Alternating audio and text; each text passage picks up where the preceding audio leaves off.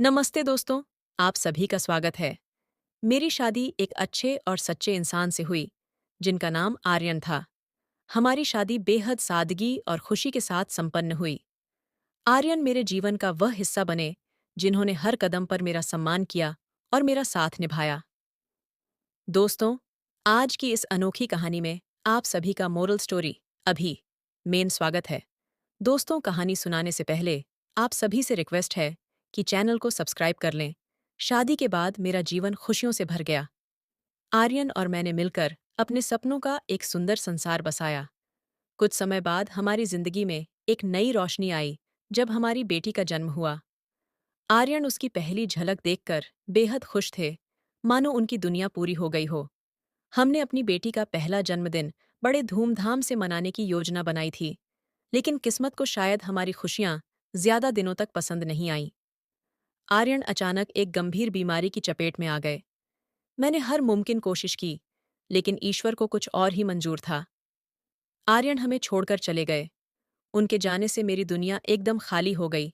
मैंने खुद को संभालने की बहुत कोशिश की। अपनी बेटी की देखभाल और काम पर ध्यान देकर मैंने जिंदगी को फिर से पटरी पर लाने का प्रयास किया। इस कठिन समय में मेरे 22 वर्षीय देवर करण ने हर कदम पर मेरा साथ दिया। करण एक जिम्मेदार और समझदार इंसान थे। उन्होंने न केवल मेरी बेटी का ख्याल रखा, बल्कि मुझे भी हर मुश्किल वक्त में सहारा दिया। करण अक्सर मुझे समझाते और आगे बढ़ने के लिए प्रेरित करते। उनकी बातों ने मुझे नई ताकत दी और मैं धीरे धीरे अपनी जिंदगी को नए सिरे से देखने लगी। आदित्य की मौजूदगी ने मेरी टूटी हुई जिंदगी को सहारा दिया। धीरे धीरे हमारे बीच एक अनकहा जुड़ाव और समझदारी का रिश्ता बनने लगा। वह न सिर्फ मेरी मदद करता, बल्कि मेरी छोटी छोटी खुशियों का भी ध्यान रखता। उसकी बातें और उसका सहारा मेरे लिए सुकून का जरिया बन गए। एक दिन आदित्य ने अपने दिल की बात कह दी। उसने कहा, भाभी, मैं जानता हूं कि आपने बहुत कुछ सहा है, लेकिन मैं चाहता हूं कि आपके चेहरे की मुस्कान कभी न खोए। मैं हमेशा आपका और बिटिया का ख्याल रखना चाहता हूं। उसकी ये बातें सुनकर मैं भावुक हो गई। मेरे शब्द रुक से गए, लेकिन मेरी आंखों ने उसे यह जताने में देर नहीं की कि मैंने उसके इस सच्चे जज्बात को समझ लिया है। मैंने धीरे से कहा, आदित्य, तुमने हर मुश्किल घड़ी में मेरा सहारा बनकर मेरी जिंदगी को संभाला है। मैं तुम्हारे इस जज्बात की कदर करती हूँ। दोस्तों, आदित्य और मैं एक दूसरे का सहारा बन गए। हमने अपने रिश्ते को समाज और परिवार की सहमति से एक नया नाम दिया। अब हम अपनी बेटी के साथ एक खुशहाल जिंदगी जी रहे हैं। हालांकि निखिल की कमी हर पल महसूस होती थी, लेकिन आदित्य ने खुद को हमारे परिवार का मजबूत स्तंभ बना लिया। वह हर छोटी बड़ी जरूरत का ख्याल रखता और मुझे यह एहसास दिलाने की कोशिश करता कि मैं अकेली नहीं हूं। एक शाम, जब मैं अपनी बेटी को सुलाने के बाद बालकनी में अकेली बैठी थी, हवा में ठंडक थी, लेकिन मेरे दिल में अजीब सी गर्मी महसूस हो रही थी। आसमान में चांद आधा छुपा हुआ था, जैसे मेरी जिंदगी की तरह, जो अधूरी लगती थी, लेकिन कहीं न कहीं एक नया उजाला महसूस कर रही थी। अनुराधा बालकनी में अकेली बैठी थी, जब आदित्य चुपचाप वहां आ गया। उसने धीमे से कहा, भाभी, आप इतना अकेला क्यों महसूस करती हैं? मैं हूं ना आपके साथ। अनुराधा ने उसकी बातों से एक सुकून महसूस किया और हल्के से मुस्कुराते हुए कहा, आदित्य, तुम हमेशा मेरी और बिटिया की इतनी फिक्र करते हो। इसके लिए मैं तुम्हारी बहुत आभारी हूं। आदित्य ने धीरे से उसका हाथ थामते हुए कहा, भाभी, आपका धन्यवाद करने की जरूरत नहीं है। यह मेरा फर्ज है। उस पल अनुराधा ने आदित्य के स्पर्श में एक गहराई और सुरक्षा महसूस की, जैसे उसकी मौजूदगी ने अनुराधा के दिल के उस खालीपन को भरना शुरू कर दिया हो, जो निखिल के जाने से रह गया था। बिजली गुल और एक नया एहसास। एक रात अचानक बिजली चली गई और घर हल्के अंधेरे में डूब गया। अनुराधा मोमबत्ती जलाने के लिए उठी ही थी कि आदित्य ने पीछे से आकर कहा, भाभी, डरिए मत, मैं यहां हूं। उसकी आवाज बेहद करीब थी। अनुराधा ने गर्म हवा की हल्की लहर अपने चेहरे पर महसूस की। उस पल दोनों के बीच की दूरी जैसे धीरे धीरे मिटने लगी। आदित्य ने फिर से अनुराधा का हाथ थामते हुए कहा, भाभी, आपको अब डरने की जरूरत नहीं है। मैं हमेशा आपके पास हूं। अनुराधा की आंखें भर आईं। वह जानती थी कि आदित्य अब उसकी जिंदगी में उस खाली जगह को भर रहा है जो निखिल के जाने से बनी थी। कुछ दिनों बाद दोनों बेटी के लिए खिलौने खरीदने बाजार गए। लौटते वक्त अचानक बारिश शुरू हो गई। दोनों एक छतरी के नीचे खड़े हो गए। आदित्य ने छतरी को अनुराधा की ओर झुका दिया ताकि वह भीग न जाए। उसकी गर्म मौजूदगी अनुराधा के बेहद करीब थी। वह हल्के से मुस्कुराते हुए बोली, देवर जी, तुम हमेशा मेरा इतना ख्याल क्यों रखते हो? आदित्य ने उसकी आंखों में देखते हुए कहा, क्योंकि मैं चाहता हूं कि आप हमेशा खुश रहें भाभी। उसकी आंखों में अनुराधा ने सच्चाई और गहराई देखी। उस पल उसे महसूस हुआ कि आदित्य ने न सिर्फ उसकी बेटी का बल्कि उसके दिल का भी ख्याल रखना शुरू कर दिया था। अनुराधा के दिल में एक नई भावना जन्म ले रही थी। वह जानती थी कि यह रिश्ता अब सिर्फ सहारे का नहीं बल्कि कुछ और बनता जा रहा है। क्या यह एक नई शुरुआत थी या सिर्फ जिंदगी का एक और मोड़? उस रात जब बेटी गहरी नींद में थी, आदित्य ने झिंझकते हुए अनुराधा से कहा, भाभी, मैं आपसे एक बात कहना चाहता हूं। अनुराधा ने उसकी ओर देखा। वह थोड़ा पास आया और धीमे स्वर में बोला, आपने मुझे हर वक्त प्रेरित किया है। मैं चाहता हूं कि आपकी मुस्कान हमेशा बनी रहे। वह इतना करीब था कि अनुराधा ने उसकी गर्म सांसों को महसूस किया। आदित्य ने हल्के से उसका हाथ पकड़ा और कहा, मैं आपके दर्द को समझता हूं भाभी। मैं वादा करता हूं कि आपकी जिंदगी में भैया की कमी कभी महसूस नहीं होने दूंगा।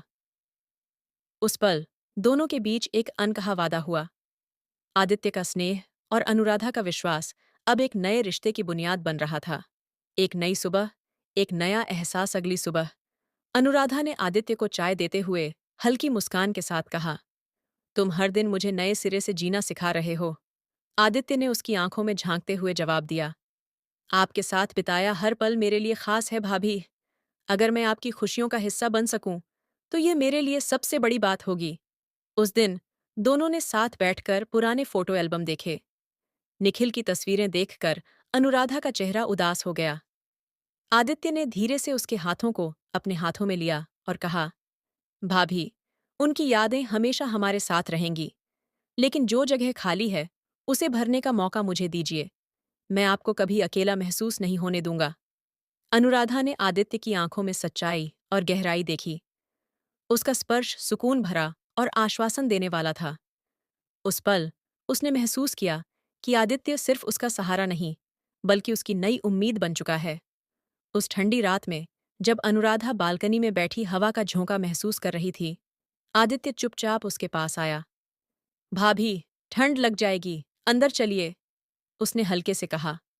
अनुराधा ने उसकी ओर देखा और मुस्कुराते हुए बोली, तुम्हारे साथ होने से ठंड का एहसास नहीं होता देवर जी। आदित्य उसके पास बैठ गया। उसने धीरे से अनुराधा का हाथ थामते हुए कहा, जब भी आप उदास होती हैं, लगता है मेरी दुनिया खाली हो गई है। उसके शब्द और उसका स्पर्श एक सुकून दे रहे थे। उस पल दोनों की धड़कनें जैसे एक लय में चल रही थीं। एक गुलाब और एक एहसासिक दिन। आदित्य घर लौटते हुए एक गुलाब का फूल लेकर आया।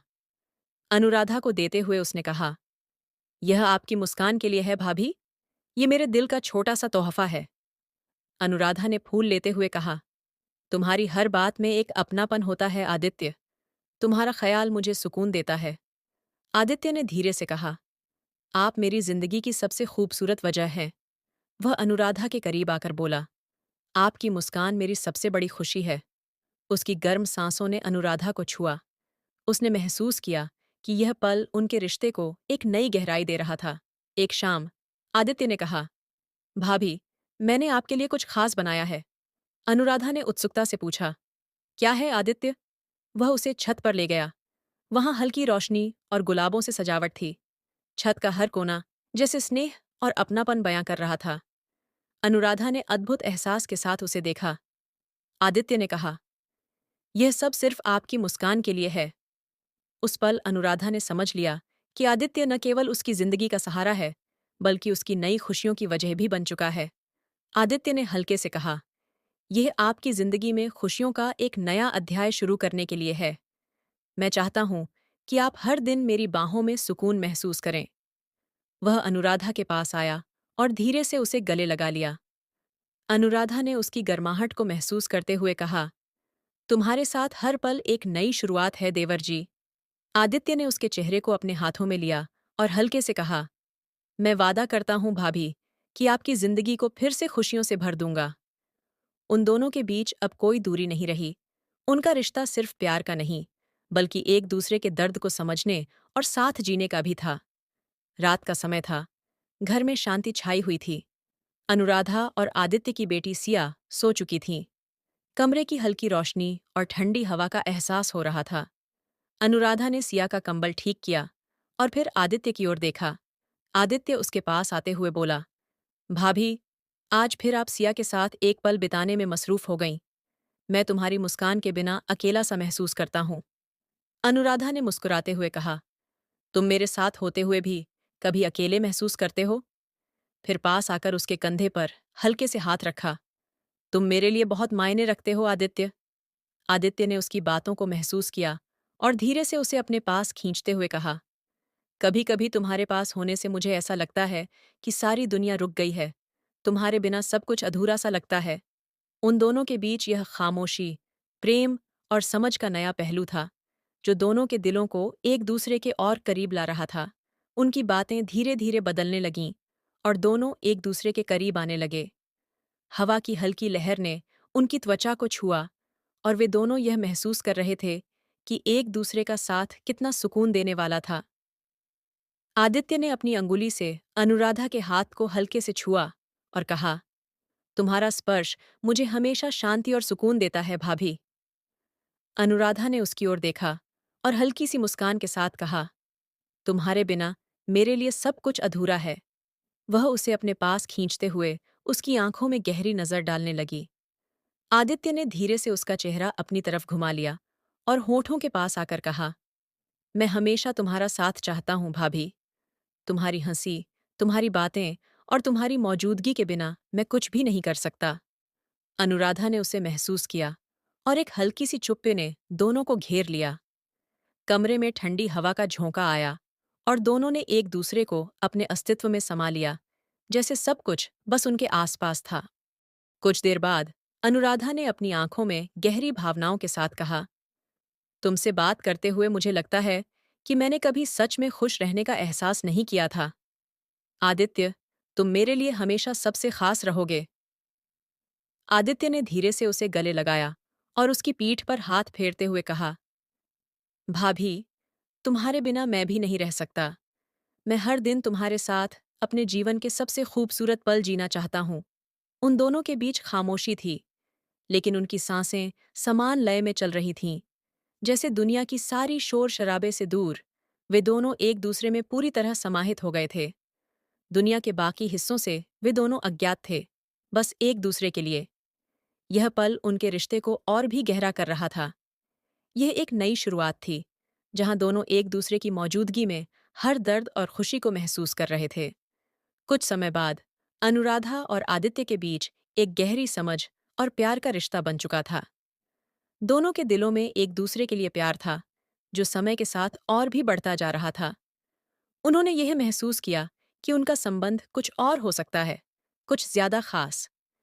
एक दिन, जब दोनों को अपनी जिंदगी के बारे में सही निर्णय लेने की जरूरत महसूस हुई, उन्होंने एक दूसरे से कहा, हमारा रिश्ता सिर्फ एक भाभी और देवर का नहीं है। हम एक दूसरे के लिए कुछ और हैं और हमें अपने दिल की सुननी चाहिए। इस विचार के साथ दोनों ने एक नया कदम उठाने का फैसला किया, लेकिन यह सुनिश्चित किया कि वे यह कदम शांति और आदर से उठाएंगे और समाज के सामने एक उदाहरण पेश करेंगे। उन्होंने मंदिर में शादी करने का विचार किया, ताकि यह उनके रिश्ते की पवित्रता और सच्चाई को दर्शा सके। वह दिन आ गया जब अनुराधा और आदित्य ने एक दूसरे से जीवन भर के लिए एक साथ चलने का वचन लिया।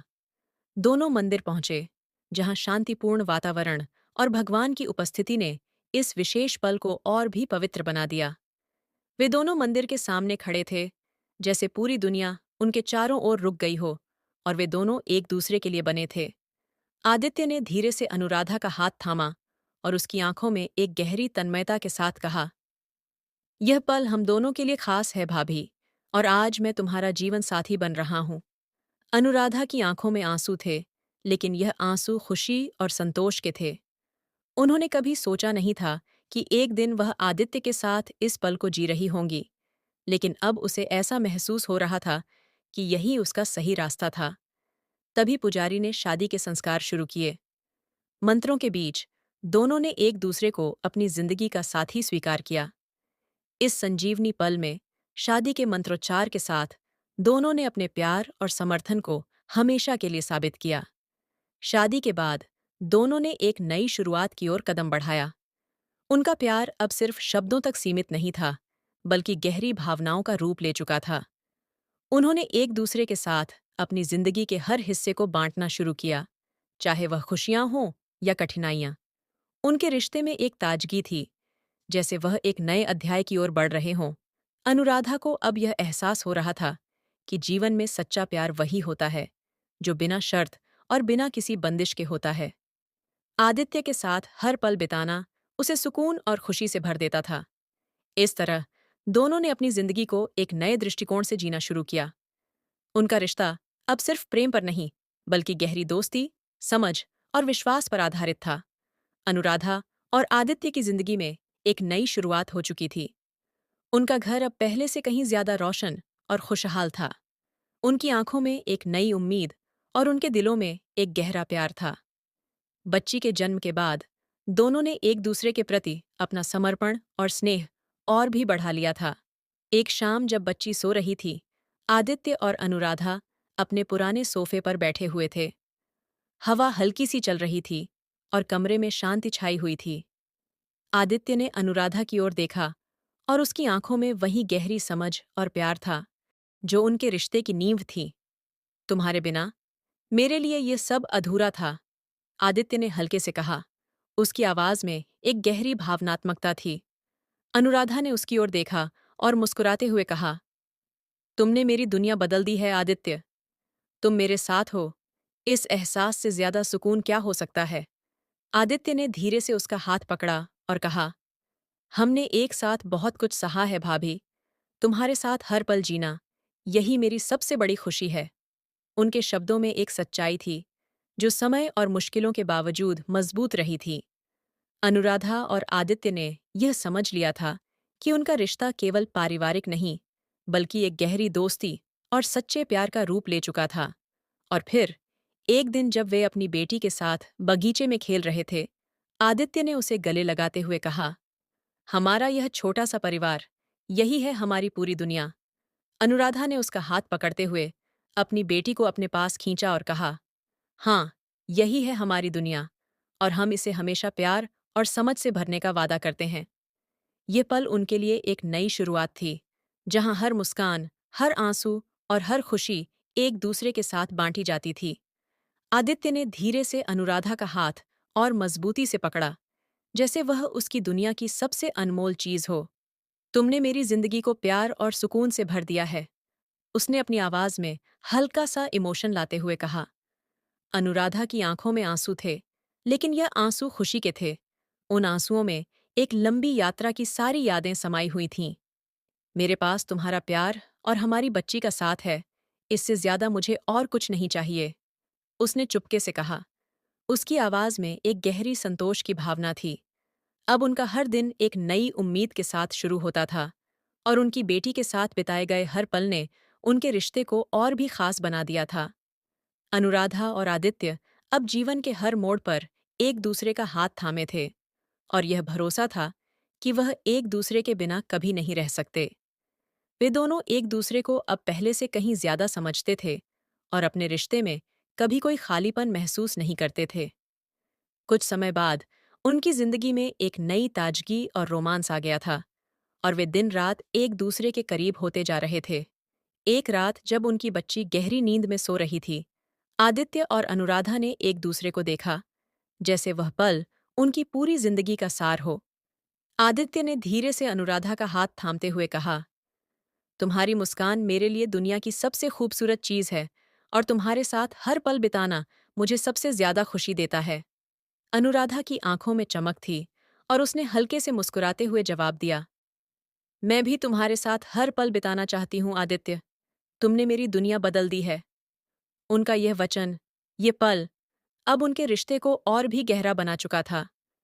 दोनों का प्यार अब सिर्फ शब्दों से नहीं, बल्कि उनके दिलों में गहरे रिश्ते की भावना से परिभाषित होता था। और जब भी वे एक दूसरे के साथ होते, उनकी दुनिया पूरी तरह से पूरी हो जाती थी।